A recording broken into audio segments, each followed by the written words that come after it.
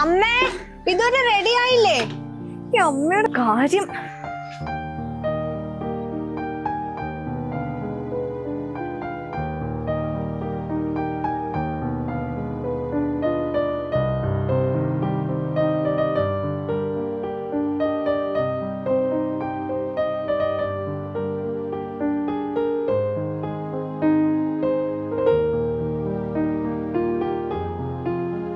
നാലാമത്തെ പ്രാവശ്യമായി ഞാൻ മുടി ചെയ്യണേ, എന്നിട്ട് എനിക്ക് കുറ്റം. അവള് ഇതുവരെ റെഡി ആയിട്ടില്ല.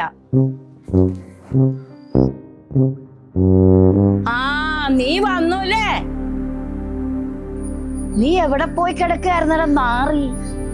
ഒരു പെണ്ണിനെ വീട്ടിൽ കൊണ്ടുവന്ന് കയറ്റിട്ട് ഇത്ര നാൾ എവിടെയായിരുന്നടാ നീ?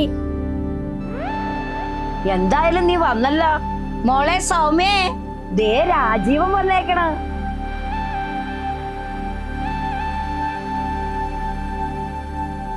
ലോകം മുഴുവനും തെണ്ടിത്തിരിഞ്ഞു വന്നേക്കണവൻ. എടി സൗമ്യേ, നിന്റെ കെട്ടിയവൻ വന്നേക്കണെന്ന് കേക്കണോ പ്രിയ കൂട്ടരെ, അവൾ കൊഞ്ചി പറഞ്ഞ കഥ.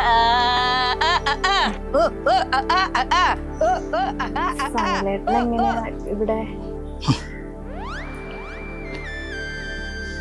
കള്ളങ്ങള് കുറെ പറഞ്ഞോട് എന്നോട്. പമ്പില് കേറിയായിരുന്നു അല്ലേ?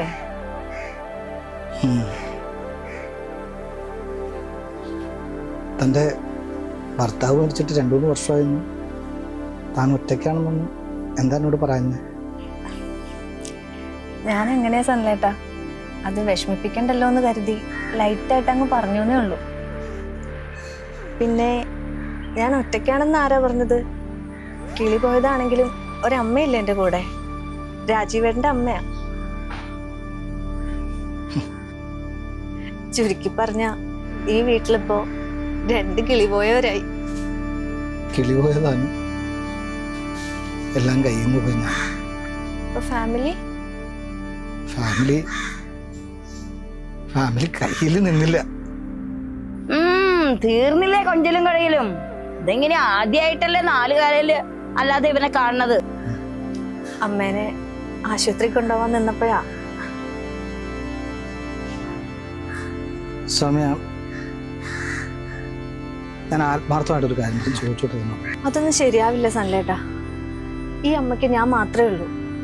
ഞാൻ മരിക്കാതിരിക്കുന്നത് തന്നെ ഈ അമ്മയ്ക്ക് വേണ്ടിയിട്ടാ.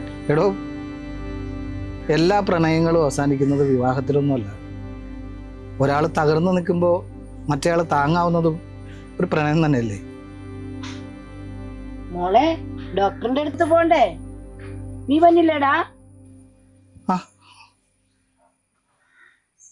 അപ്പൊ എങ്ങനെ ഒരുമിച്ച് പോയില്ലേ?